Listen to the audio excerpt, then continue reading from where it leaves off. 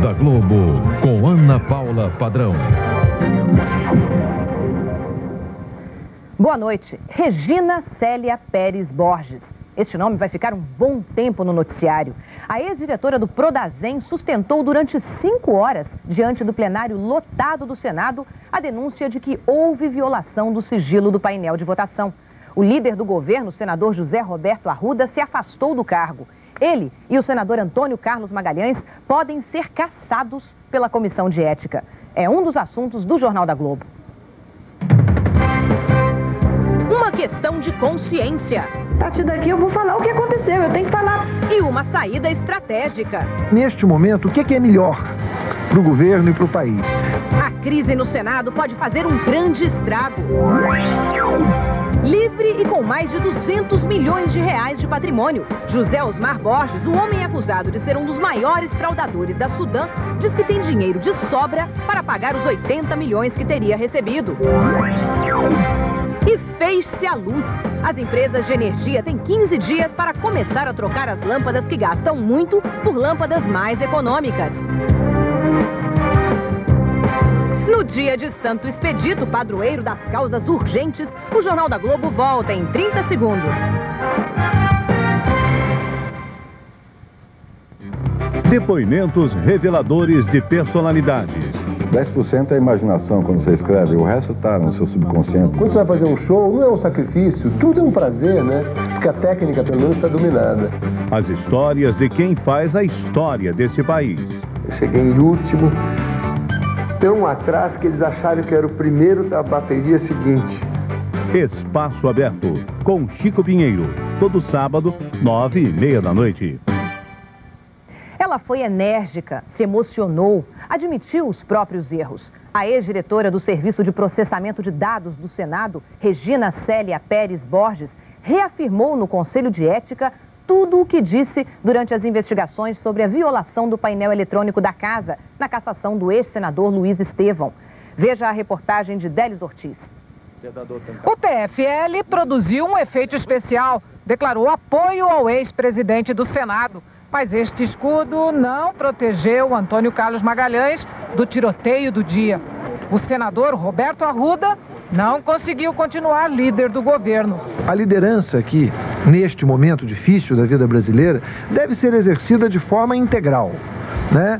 E o primeiro vice-líder, o senador Romero Jucá, portanto, assume interinamente essas funções. Depois disso, ele saiu de cena. Não era mais o leão dos últimos 2 dias. Não solicitei, não me foi entregue e desafio ela ou qualquer cidadão a oferecer qualquer vírgula de prova de que eu possa ter feito esse gesto. Mas a ex-diretora de processamento de dados do Senado não só confirmou o que havia dito antes, como encheu de detalhes o Conselho de Ética. Regina Borges disse que foi do senador Arruda que recebeu a ordem de quebrar o sigilo dos votos na cassação do mandato de Luiz Estevão, na véspera da sessão, dia 27 de junho do ano passado. Fui esse dia a primeira vez na casa do senador. Ele estava em nome do senador Antônio Carlos, digamos assim, e me chamava para que eu providenciasse uma lista do computador, uma lista dos votos. Mais que acusar, Regina Borges confessou a própria culpa. Me perdoem, meus colegas do Prodazem, me perdoem. Me dói imaginar o que vocês estão pensando que eu fiz pelo Prodazem. Mas, gente, fui eu, não foram eles.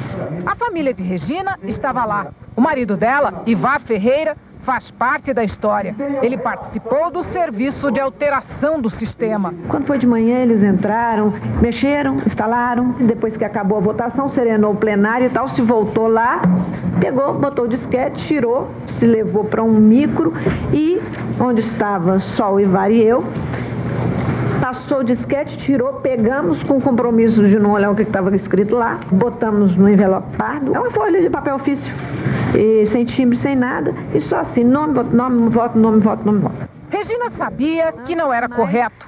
Mas era uma ordem. Ninguém me botou nenhuma faca no pescoço para fazer, não. Mas foi um pedido do presidente do Senado que queria esse resultado amanhã.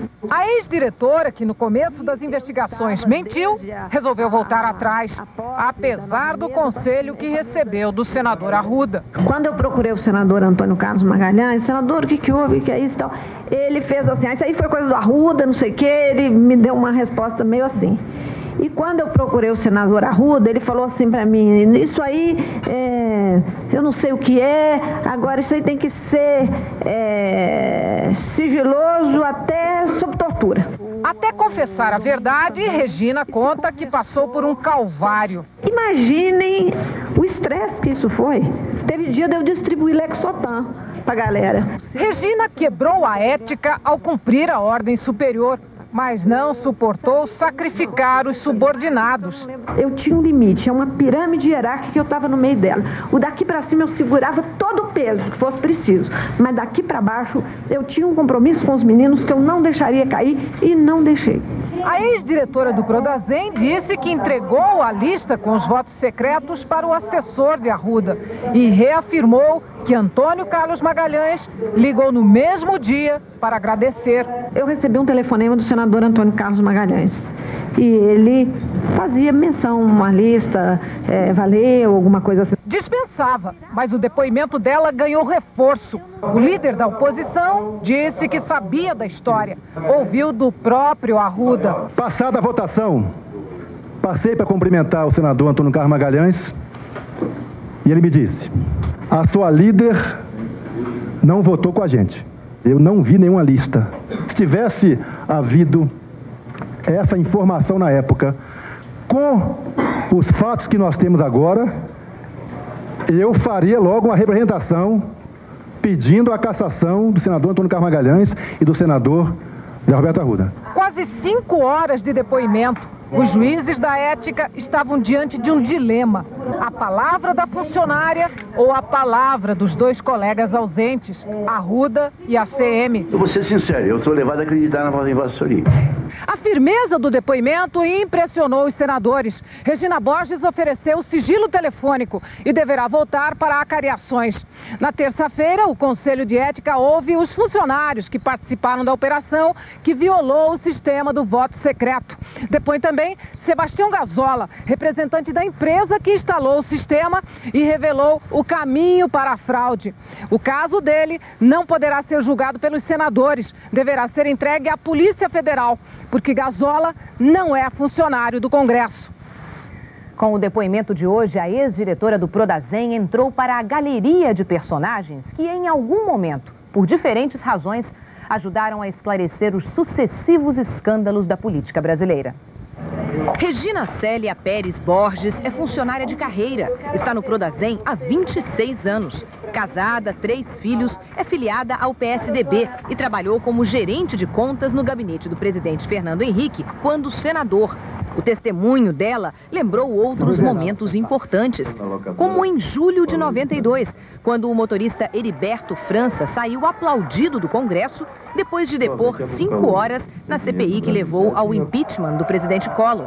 Heriberto foi quem revelou como se dava a transferência de dinheiro e pagamento de contas entre as secretárias de Collor e PC Farias. Eu pessoalmente ia buscar o dinheiro no Brasiljet, passava para a dona Ana, ela fazia a distribuição do dinheiro para pagar os funcionários da residência. Em outubro de 93, foi a vez do escândalo dos anões do orçamento. Outro funcionário público de carreira, o economista José Carlos Alves dos Santos, preso pelo assassinato da mulher, contou como funcionava o esquema de corrupção que liberava verbas da Comissão do Orçamento, presidida pelo deputado João Alves. Na época, o deputado chocou o país ao tentar convencer a opinião pública de que tinha ganho mais de 200 vezes na loteria. Então o senhor não sabe quantas vezes ganhou? Foram muitas vezes, eu não sei. Eu ganho quase toda semana. Os depoimentos foram considerados decisivos para elucidar escândalos políticos. Hoje, perante o Conselho de Ética do Senado, Regina Célia desabafou. Eu tenho que segurar essa onda toda, aí tenho que entrar por um caminho de estar mentindo e botando as pessoas para fazerem a mesma coisa, pessoas que confiam em mim, a sofrer, as famílias e tal, e minha casa até é invadida e tantas outras consequências. Para mim tem mentira e tem verdade. A partir do momento que tem verdade, aí tem que ser verdade, porque senão começa outro suplício, no outro caminho que não vai levar a nada. Então aí é verdade. Então eu sento falando agora, a partir daqui eu vou falar o que aconteceu, eu tenho que falar, porque eu que peguei ali. Franklin Martins, daqui, pela televisão, o depoimento da ex-diretora do Prodazem já pareceu arrebatador. Eu imagino como não foi aí, ao vivo, entre os senadores. A repercussão foi tremenda, Ana Paula. Embora muitos senadores em público tenham evitado fazer juízos definitivos, afinal, ainda vão ouvir Arruda e ACM, a maioria está convencida de que a funcionária falou a verdade. Os dois senadores estão numa posição delicadíssima. Eles devem depor na semana que vem e terão de ser muito convincentes. É inevitável que haja uma cariação entre eles e a funcionária. Ali, frente a frente, olho no olho para o país inteiro, vê? Olho no olho na frente do país inteiro. Vamos ver quem pisca, Ana Paula. Além disso, a Comissão de Ética pretende ouvir mais gente, assessores dos senadores, motoristas do Senado, porteiros do prédio em que a Arruda mora. É muito provável que surjam novas revelações ou confirmações inesperadas. Se antes disso, alguém não jogar a toalha. Agora, se ficar comprovado o envolvimento dos dois senadores, eles podem mesmo ser cassados? Olha, Ana Paula, uma decisão dessas é sempre política. São necessários 41 votos no Senado, o que não é pouca coisa. Mas com a imprensa e a opinião pública marcando em cima, vai ser difícil tudo terminar em pizza. Evidentemente, a cassação de dois pesos pesados desse não é um piquenique. Se acontecer, será um terremoto no Senado e na República. Ana Paula. E veja daqui a pouco, o milionário da Sudã, o ex-sócio do senador Jader Barbalho, revela o tamanho do seu patrimônio, 200 milhões de reais.